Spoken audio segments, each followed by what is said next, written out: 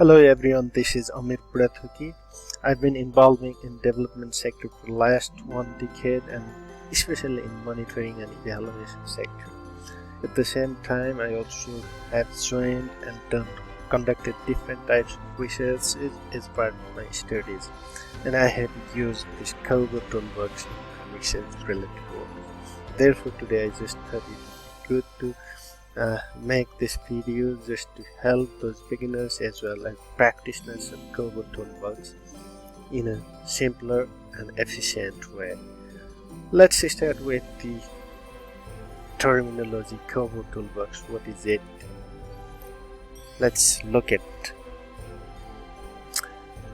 Kobo Toolbox is a free and open source a tool that's basically made for data collection through mobile phones, Android mobile phones, and those data collected from the mobile are kept or stored in the cloud, and it has a beautiful function of home builder where your questionnaires looks pretty beautiful and helps to collect data digitally. This Kobo Toolbox was developed by Harvard Humanitarian Initiative in 2009. Kobo Toolbox is funded through grants and donations from Kobo partners, and this Kobo Toolbox has function that helps to do both online and offline. Who should use Kobo Toolbox? In my experience so far, practitioners, they can use this Kobo Toolbox for different purposes. For example, practitioners of projects or development sector, they can use this Kobo Toolbox to collect data as part of their need assessment or initial need assessment during emergency situations like earthquake, flood, or landslide, or whatever the disaster is occurring. Similarly, feasibility assessment for the project development, first-hand data information that can be collected through this Kobo Toolbox. Similarly, you can track ongoing activities as part of monitoring in your projects.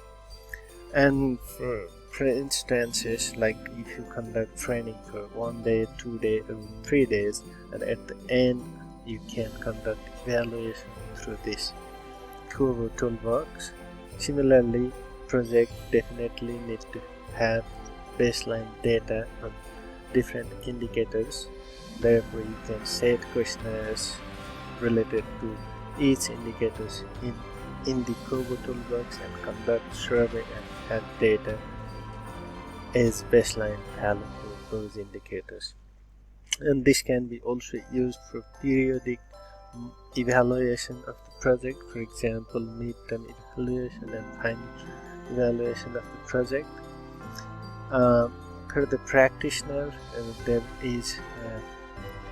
is this link, Kobo.humanitarian response. And for the researchers, basically as researcher myself, I have used this Kobo Toolbox with different browsers. There is different browser for the researchers and for the practitioners. Practitioners of development organization and different organizations use Kobo.humanitarian response.info, while researchers, they use kc.kobotoolbox.org. So there are 2 platforms for you as per your necessity you can use both. But today is part of tutorial I will be using practitioners link just to guide you through. Why Kobo? In my own experience as part of practitioner and as part of researcher, I've seen this toolbox to be very cost effective and time saving. Cost effective in a sense, you need to use a lot of paper related work while conducting household surveys manually. However, if you conduct through this Kobo Toolbox, you don't have to use any pencil or paper related paper related materials, which saves definitely. And in terms of time, you don't have to ask and write everything in the paper. Your answers will be digitally uploaded, and you don't have to spend much of time in coding and decoding from the paper to the computer. And another feature of this that I like most is through Kobo Collect or Kobo Toolbox, you can get GPS locations if you fit that while designing your questions. For example, if you are collecting data from one of the rural areas and if you want to check samplings, whether households are proportionately selected or not, you can just have a look in the map that's provided by Kobo Toolbox platform. And there is also opportunity to monitor the data in real time and ask the relevant enumerators or surveyor if you have any confusion or suspicion around some of the information that's provided. Surveyor or enumerator is a project manager or is a survey manager. You can have a look from your desktop or laptop and instantly you can make a call and you can verify those informations and make corrections accordingly. We will talk about data cleaning process later. Now, how to design questionnaires in the Kobo Toolbox. For this, let's go to the interface itself and work on it.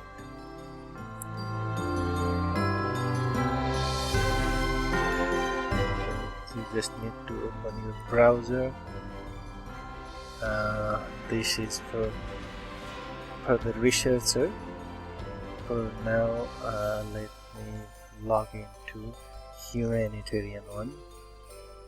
Here you see this on this option. You need to before putting, if you do not have your Kobo ID, you can just click over here and create your own user ID. But for now, I already have my own account, therefore I don't need to create other user ID. So let me go to my ID, let me put my password and just get inside the interface. Now there are different, you will see this type of interface or view on your desktop or on your laptop. And what you need to do is just go to the blue button where it says new. Just click over here. You see different options.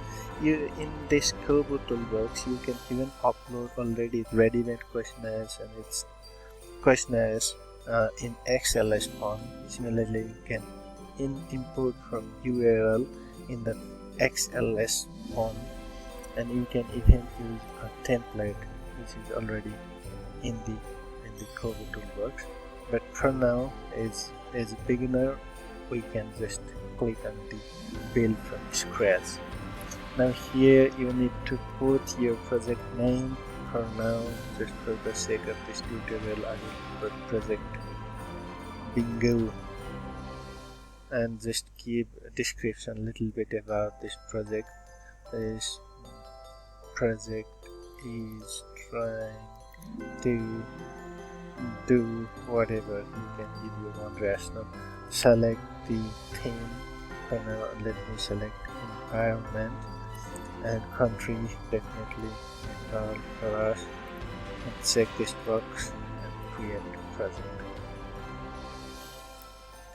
Now you will see this view here. Now you need to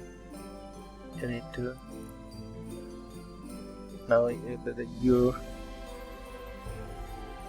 blank sheet for your questions is appearing. Now you need to just start from the beginning. That's acknowledgement.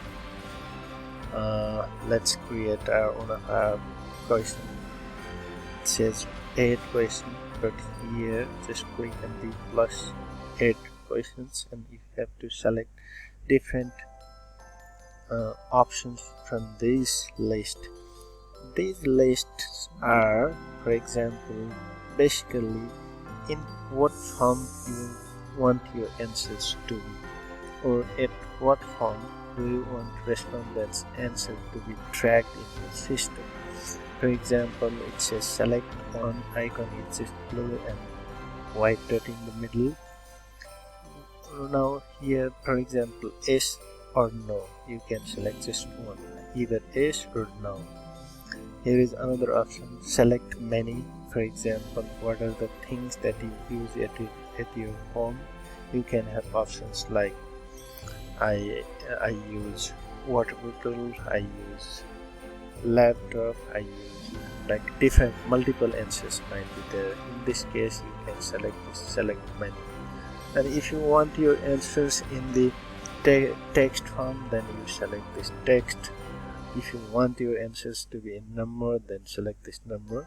Similarly, there are a lot of options: decimal, date, time, date and time, both. This is important point, the GPS location. If you want your answer in photographs, then you can select this, audio or video, line, notes, barcode. All are here. For now, exactly we have switched to the acknowledgement. Just before starting any survey, we put acknowledgement, right? For here, you can just write, you can introduce I am something something something. For now, I have just copied from another survey and pasted here. Now this will be acknowledgement. Now you go to next question, clicking on the plus sign here. I just want to take consent. Therefore, consent. Would you like to take part in the survey? Yes or no. Therefore, I have chosen the select one, and let me bring my question from here. Here, just put your question. Do you want to participate in the survey? Put in binary position of yes, and give code XML values for the 0 for no and 1 for S.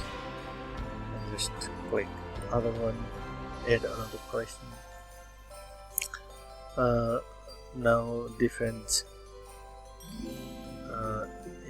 demographic information you can put if they want, if participants wants to take part in the survey. Then demographic information, date.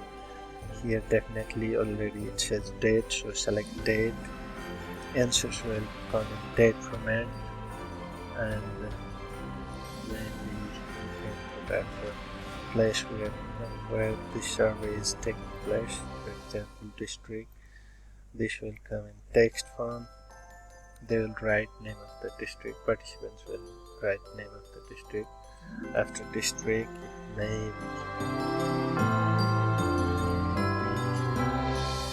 what else? Text form, municipality.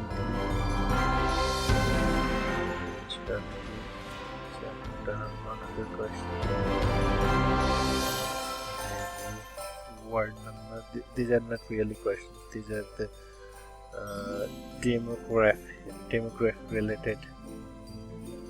That's it for now. Questions. Yeah. Word number. This comes in number. You can keep settlement name. This will come in text form, and maybe you can even put household code.